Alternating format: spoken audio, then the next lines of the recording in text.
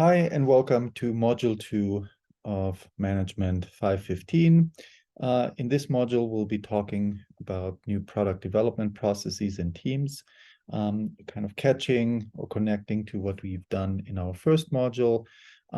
Typically, we want to discuss, we want to put more emphasis on the nuts and bolts, different types of product development processes, different types of team structures, and we're going to use that then subsequently for module 3, 4, 5, and subsequent modules. Now, you might have experienced that yourself in a firm you've been working, or maybe you started your own company. But typically, despite the increased attention paid to innovation, we have a significant amount of failures, and in this case, failure to earn an economic return, and that has been, investigated by Clayton Christensen, who's a pretty prominent innovation researcher, and he came to that conclusion, which also means that we have to be a lot more deliberate and systematic about how to think about new product development. Now, typically, depending on the product, service, or industry, or the general circumstances, you might encounter a sequential versus a partly or fully parallel development process. Historically, most US companies use sequential NPD processes. By the way, there's still probably plenty of companies around that do that. But the idea is really due to time pressures, due to competitive pressures, we need to kind of compress our development time and be more efficient on how we do different things at the same time. Now, you can imagine, right? So sequential processes take longer, are in a way more deliberate. They also are a bit more thorough, right? They might avoid some of the mistakes that we've seen in parallel development processes, and that's especially critical in industries where there's a safety requirement, like if you think about the aerospace industry, or financial innovations, right? You want to make sure that these processes have enough space, enough time, so that you can really work out all the kinks. Again, unfortunately, due to the kind of economic conditions and the rise of digitalization, a lot of companies have been pressured to shorten their development time, and we see this occasionally, right? Some of you who have, or all of you who might have noticed that there've been a lot of recalls for cars. That's typically pretty expensive, and so you can see that we have to be careful in not shortening the time too quickly. Otherwise, this will have consequences moving forward. Now, one topic that is not necessarily the center of this class, you can probably find the idea of project champions in other classes or discussed more extensively. I just want to provide kind of a brief overview. Again, for those of you who have worked on new product or service developments, you will probably have at some point experienced a senior executive taking a particular shine for a particular project. And so sometimes what we call project champions can be beneficial, and sometimes it can be detrimental. It really depends on kind of the circumstance. Again, we don't want senior executives to be too involved in the details of new projects, right? Executives are there to provide a strategic, a financial, a broad strokes perspective, but we've seen it when there are, when there are flagship projects, like Alexa was one of Jeff Bezos's flagship projects. He has been championing it quite a lot. There is, and that's there's been research. It's a little older, but it's in a pretty good journal. It's called Product Champions: Truth, Myths, and Management. And so Markham and Eamon Smith argue here that there's a couple of myths around project champions. One myth, for example, is that projects are more likely to be successful if they are project champions. It turns out that's not necessarily true. Similarly, the idea that champions are more likely to be involved with radical innovation is not true, etc., etc. Again, these are kind of some 5 main myths that they came up with. But again, keep in mind, this has to be assessed on a case-to-case basis. And I'm sure some of you have seen this happen. Not everything that, as you may well know, not everything that happens in a corporation or big corporation is necessarily objective. So involvement of project champions is just happening. And if you see something like that, you need to draw your conclusions accordingly.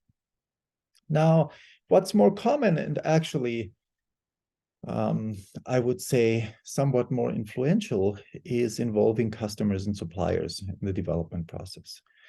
You've seen this potentially in your own experience. If you do business to business, for example, or companies that do business to business, they often have meetings or workshops or in-depth discussions with their business customers about new products or new services that that said customers could be interested in.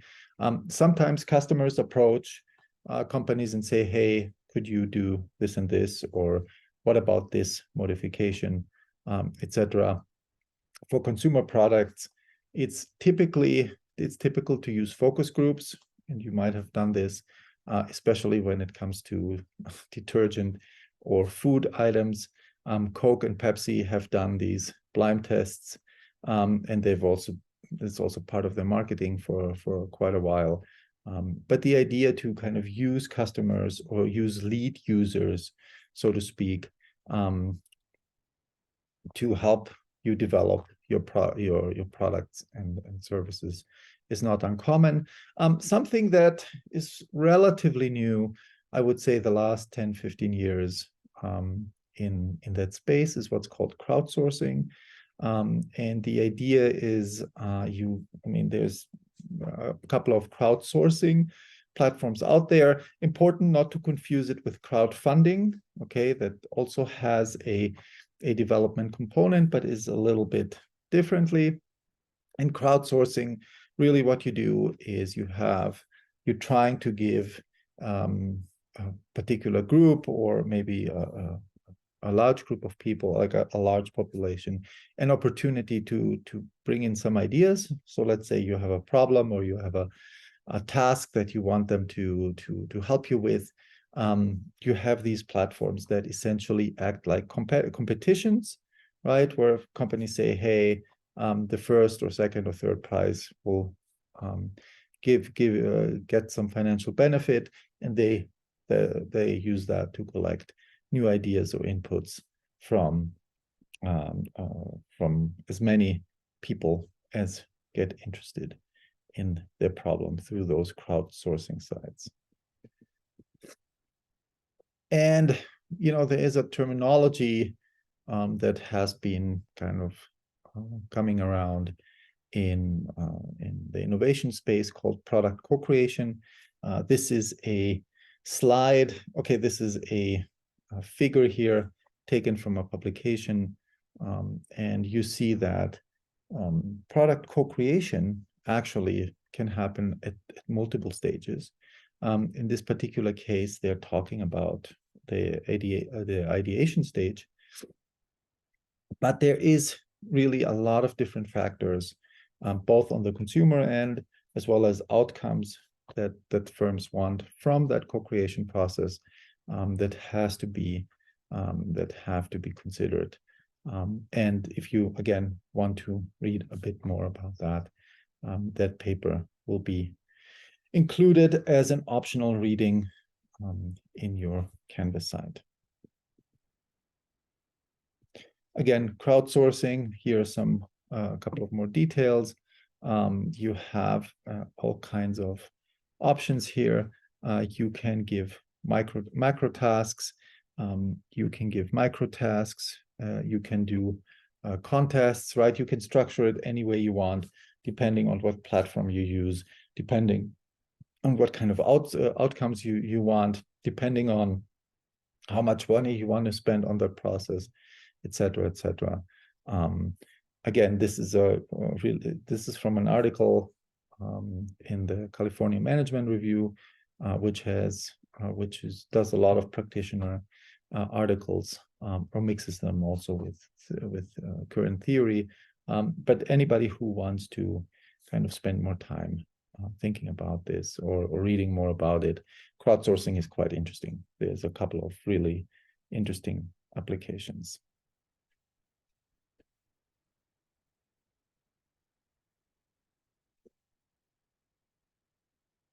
Now, we can involve, as we've seen, a multitude of parties. We can do customers, we can do suppliers in this case. You've seen it's becoming quite common now that you would include suppliers in the development process, especially in high technology environments that require a lot of capital.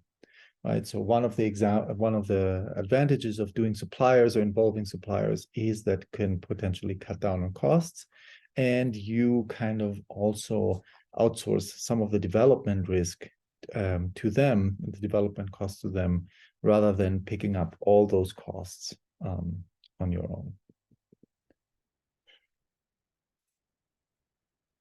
Now, this is what's called a stage gate process. You might have seen it in other in other project management classes or other management classes. You might have done this kind of stage gate process in your firm. And the idea is really, we want to make sure, right? So when we develop a product, and again, this is a more formal process, typically used in big corporations. Smaller entrepreneurial ventures are not quite as formal about that. So they provide a lot more flexibility on which projects to pursue and which projects to go to kill. But the idea is, right, that these stage gate processes will give you an opportunity to evaluate different parts of the project or different parts of the product or service. And at any point, you can actually terminate that project, right? Or kind of move it forward. And that will really help you, obviously, depending on what kind of standards you put in, depending on how rigorous that process is, right? So a process that's not very rigorous, that can be easily biased or easily circumvented, will not be very effective to put in systematically.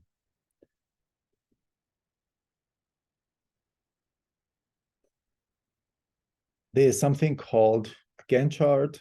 Again, you might have seen it in other project management classes. I'm not here to give you a whole long lecture around that. Some of you might have used that Gantt chart before. The idea is really, we want to make sure, right, especially when we work in product development teams, to have a tool that helps us keep track of where we are in the project, right? And so, depending on kind of the duration, depending on the particular tasks, but also depending on the dependencies of each task, right? So we want to know which of these tasks is critical for the next one. Where could potential bottlenecks potential bottlenecks be, and what can we do about it, right? So if we already know that there's a bottleneck here, or there are some dependencies that we have to figure out, we might be able to realign and restructure things so that we don't get into the same circumstances. So now, this is a relatively simple chart and simple idea. Again, you've seen this somewhere, very likely. But the idea is, as projects move forward, they become more expensive to change or kill, etc. Right? So generating an idea, right, or sketching out an idea is relatively uncostly, right, to change. So if you develop a new smartphone and you want to figure out, okay, here in the sketching and the ideation part, changing things is relatively easy. As things move forward, right, like once you've started to launch this product, any changes in the development process, or any recalls or any defects or any problems will be incredibly costly, right? So the cost is effectively increasing exponentially. So that can be pretty problematic, especially for small business, for small entrepreneurial ventures that develop products and services that are innovative, new, and they don't always have the capital to kind of follow through that process. And every mistake they make along the way can essentially mean that they have to close shop because they just don't have the possibility to compensate for that. Again, you can typically, there's a fair amount of firms that use stage gate processes. Remember, in module 1, we talked about some of the, we showed some statistics about kind of process tools that that companies use. In this case, every company typically has a version of a stage gate process, okay, in one form or another, but the details matter, right? So every company may design, may have different criteria of when to kill or continue a project or a product. And so similarly, you know, when you start working, or if you've already worked or in the process of working for companies that develop products and services, you have to keep a very close eye on what is the actual process to go from one stage to another, and kind of where are the bottlenecks, where are the issues, where are potentially points of bias that could have negative impacts on the NPD process. This is another tool. I've seen this. I've done this a lot in engineering. What they use, the house of quality, right? So you have a set of attributes that you determine, and then you look at how well your product or product prototypes, service prototypes perform in these different tasks, right? So you have different dimensions, right? So you have a weight of, in this case, it's a door, right? So they're developing a new door. And so they look at the weight of the door, they look at the importance, they look at the stiffness of the hinge, et cetera, et cetera.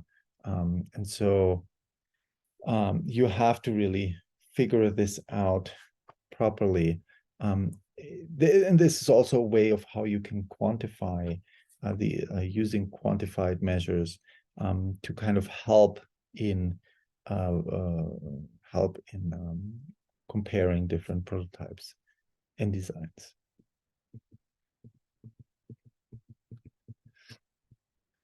Again, this is a process list for the steps to go through the quality function deployment.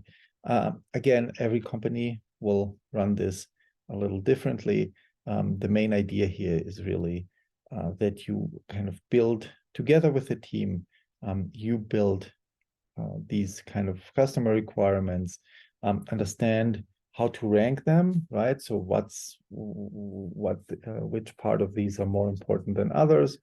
And so you can then do that if you do it systematically and if everybody's on board and you have a rigorous process. That gives you a great opportunity to compare across different ideas and prototypes. This is a concept called design for manufacturing. Again, some of you might have encountered that.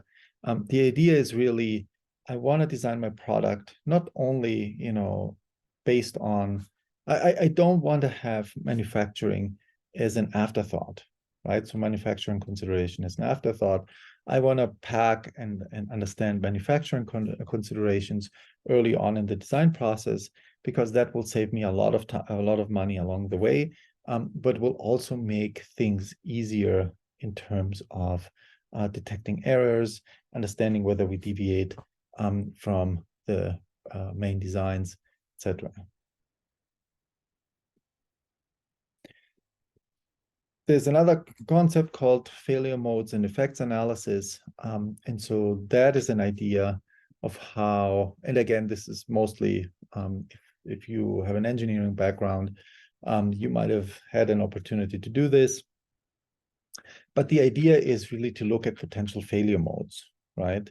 And to understand essentially whether these failure modes can be catastrophic or how impactful they are.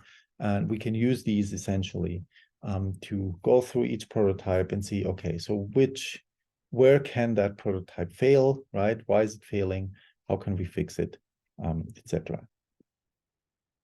And this is a simple way of how to do it. Again, everybody ranks these kind of categories, and it's important to figure out not only ranking them, quantitatively, but also understanding it qualitatively, what these actually mean, right? So what does a 10, in this case, says highest, lowest probability, right? Or you have most severe, but it does make sense, and it is worth it to figure out, to be more precise in these categorizations and to really understand what does a 1 mean, what does a 10 mean, so you can actually rank them properly. There is a variety of ways of how we can measure new product development performance. Typically, we do this financially, right? So we look at how many people or what kind of profits did the new product generate. We can look at adoption rates. We can look at resource allocation and employee compensation, et cetera, et cetera. The main thing is we're going to have a couple of inputs, right? And we understand kind of the process itself, which is, does this team or does this process meet the goals and why? But then also we want to connect that to new product development outcomes that are important for the overall financial survival of the firm. Some of the metrics could be average cycle time, meaning time to market. And this cycle time obviously varies, right? So we have to kind of figure out how we're going to kind of scale or how we're going to rank that.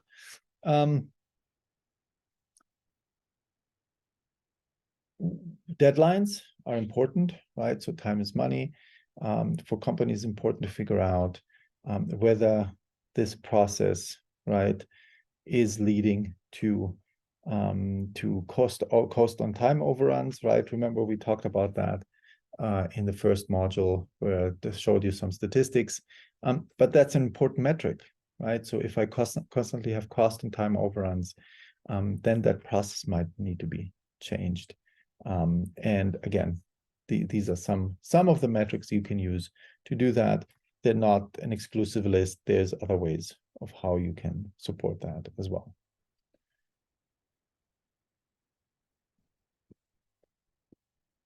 Okay. Again, these are just some additional things. Sales goals, return on innovation, revenues, and also market share, right? So does that project essentially, does that product or service essentially generate more market share, and also does it attract potentially new customer segments that you weren't able to attract beforehand. This is a way, and I think they're still doing that at Microsoft, but the idea is really they're very purposeful about looking at what they call failed projects, right? They call them postmortems, which can be debated if that's a good title or not.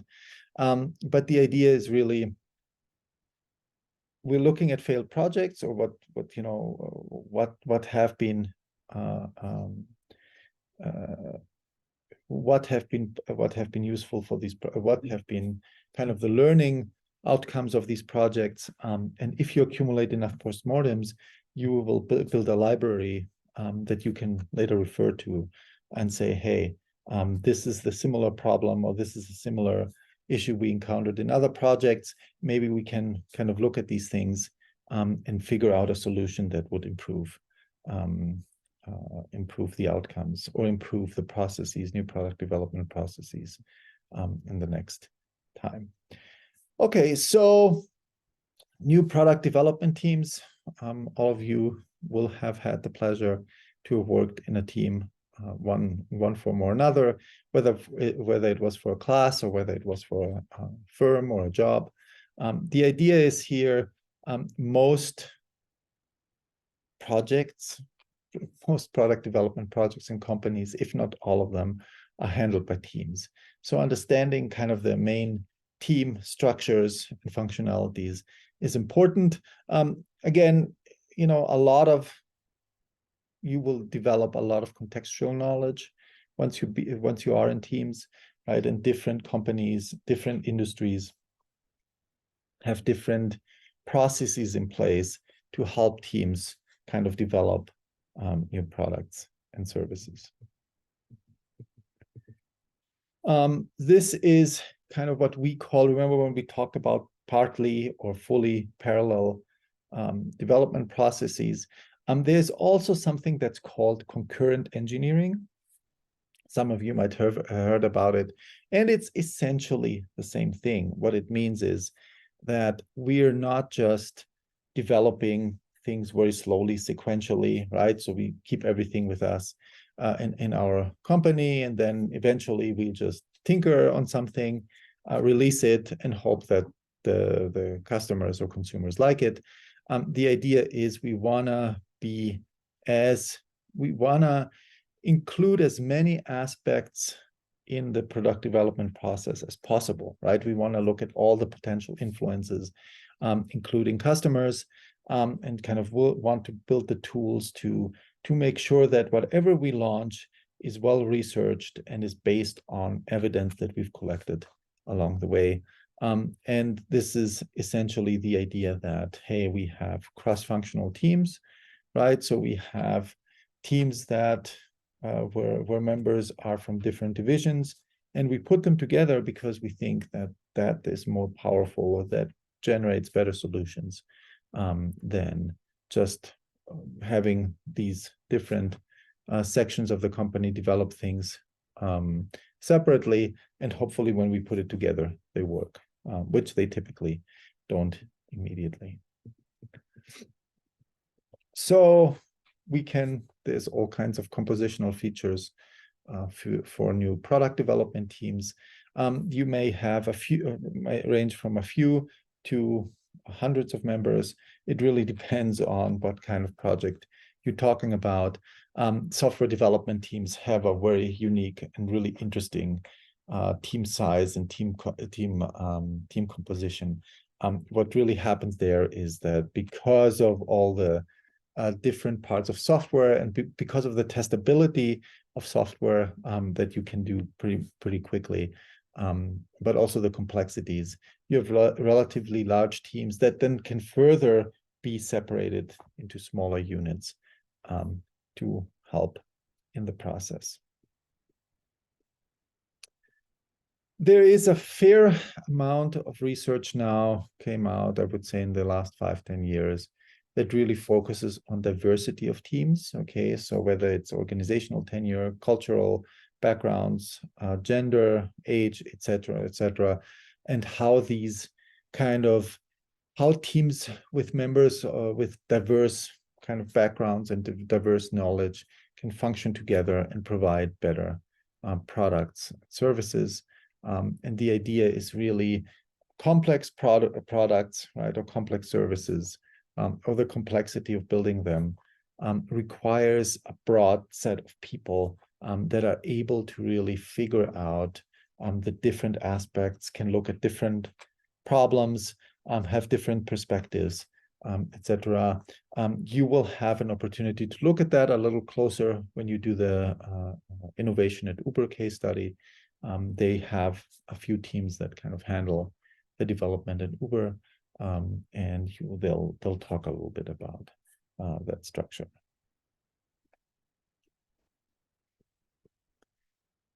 So there's been, as you can imagine, a fair amount of research on new product development teams. One of which is Ancona and Caldwell study on 45 NPD teams. And what they find is that you essentially have three primary types of activities. Again, that can be debated. Okay, this is not the end-all research on boundary spanning activities for NPD teams, but the idea is that teams have essentially these three main activities, or members in those teams. It's ambassador activities, task coordination activities, and scouting activities. Again, you can make this broader and more complex. This just gives you kind of a few hints, and that you might have experienced yourself and maybe called it differently. But the idea is really that these different types of activities kind of shape how NPD teams operate and their success. So there is a classification that uses essentially what's called a typology that consists of functional, lightweight, heavyweight, and autonomous teams. And those have all different properties and characteristics.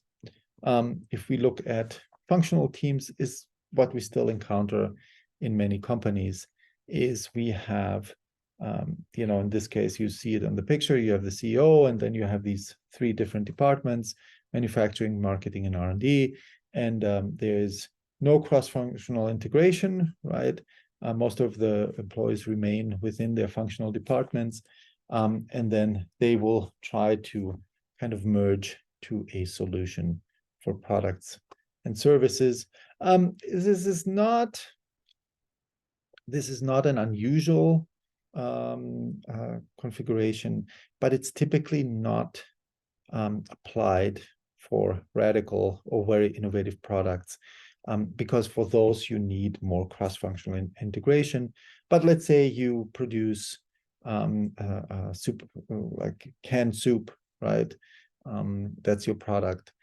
You might not need that much cross-functional integration, right? Although it certainly doesn't hurt in most cases. Okay.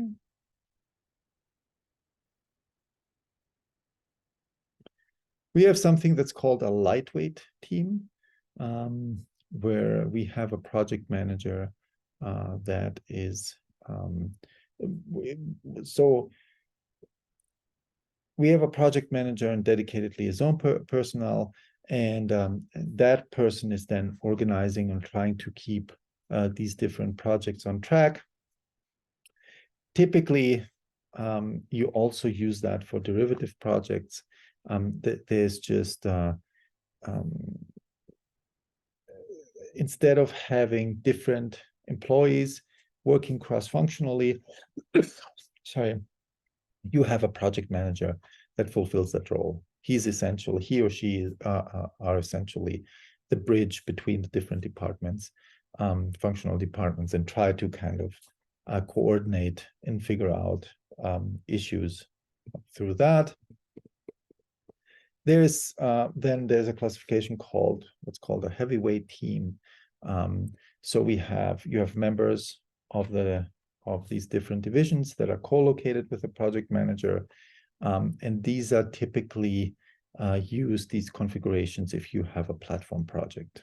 Okay, that's kind of what happens there. And lastly, you have autonomous teams that can really work if you want to develop new products and services quickly, without kind of going through all the processes and red tape on the company. You have, as a project manager, typically a very senior person in the firm, and you have full control over the resources from functional departments. You have a lot more authority, and you also, and that's important, is that those autonomous teams, also develop their own policies, procedures, and reward systems. That's important because if you want to do something unusual, it's important that you have also set up the administrative and incentive structure accordingly. But as you can see, right, once you do that, once you pull people out into a special task unit or special project unit, you might have trouble putting them right back into their official departments. So that there's always a challenge of how to coordinate that. You see like 4 different types of structures that are all kind of, and there are blends of these structures, right? We don't necessarily have all types of teams. Even within an organization, certain divisions might kind of build these autonomous teams, and some might not, exactly because they're worried that it's hard for them to fold them back in. Again, so this is all, we won't talk that much about leadership here, but the idea is obviously team leaders are important, right? They're an important part of the equation. There have been a fair amount of studies in team leadership, on leadership in teams. There's different leadership styles, right? There's different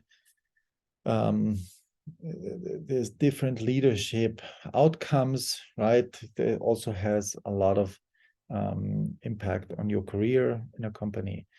So definitely that's an important factor that plays into the NPD process. Again, if you work for a big company, I mean, I work at a relatively big university. When we have projects together, which is mostly about curriculum or service, we put these teams together, right? And then we say who's going to be on the team, how long they're going to be on there, like how long will the committee be in place, what's potentially a budget, right? If we go out and hire somebody or we do some research, and what kind of milestones do we have, and to whom are we reporting, et cetera, et cetera. Some teams formalize that. They have a contract book that kind of specifies specific resources, development time, and what results should be achieved. And sometimes, okay, in that contract book, they also put behavioral requirements in there, right? Like how should you run a meeting? What things should you avoid? What is the process for different things, right? So if there's disagreement in the team, how should you handle that, or how should you mitigate that? Again, some companies and some organizations, they want to be as specific as possible so as to avoid kind of confusion and conflict. Virtual teams, I mean, all of you during the pandemic probably had to work through Zoom. And so that comes with really unique challenges, right? Technology, culture, temporal separation, distance. And so it also has, of course, a lot of advantages, right? You don't have to be physically in the same space, especially if you do a lot of global product development, right? You can't fly everybody in every time for every meeting. So you actually have to learn how to operate as a group and as a team through different technological means, which is such as video conferencing, groupware, email, internet chat programs, etc., to make these things work. This was from a handbook from the PDMA, the Product Development Management Association handbook, and here they talk about, they give some examples of how kind of teams can be put together, and you have that a lot, right? So you might have people work in isolation, meaning that they're not necessarily assigned to specific teams, right? So everybody's on their different laptops or computers. You might have a central group of administrators or people that kind of manage things, and then they connect with other parts in the team. You might have balanced groups. Let's say you have development groups, right? You develop a new software, and you have, you know, teams of a certain size that kind of work on different aspects. Sometimes you have teams of different sizes operate, right? So there's all kinds of different configurations and options here.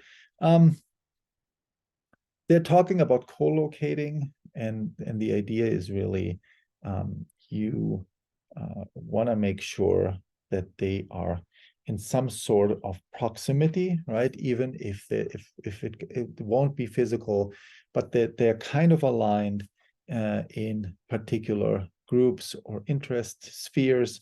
So that way you kind of can build relationships, you can build structures, you can build communication, ways to communicate, makes things a lot easier. And again, the authors are supporting that these kind of the co-location of teams can help with innovation and productivity.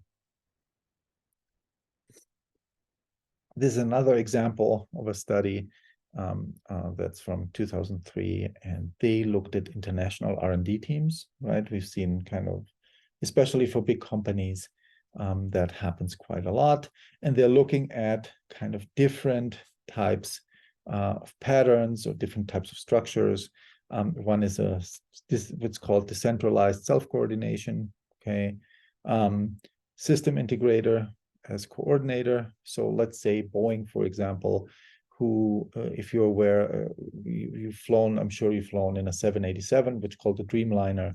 And for the first time in their history, they essentially gave large parts of that plane to their suppliers, also to develop, right? And so they were what's called a system integrator, right? So they held the strings of which parts need to be put together and which suppliers need to be communicated to and why. Then you have a core team as a system architect. That can happen, right? If you, for example, develop software and you want to make sure that the new software that you're developing for the firm is kind of aligning with some of the design principles that you have for other software packages or applications, you want to make sure that somebody's going to keep that consistency, right? That these things are not completely different, that there's going to be integration issues.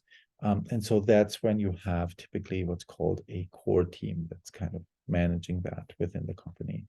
And then you have, of course, an option where you have most of your R&D resources are transferred to a centralized, what's called a centralized venture team, and they will then conduct most of the R&D activities and inform subsequent units accordingly. All right, that finishes Module 2. I hope you've enjoyed it. Please let me know if you have any questions, and see you very soon for Module 3.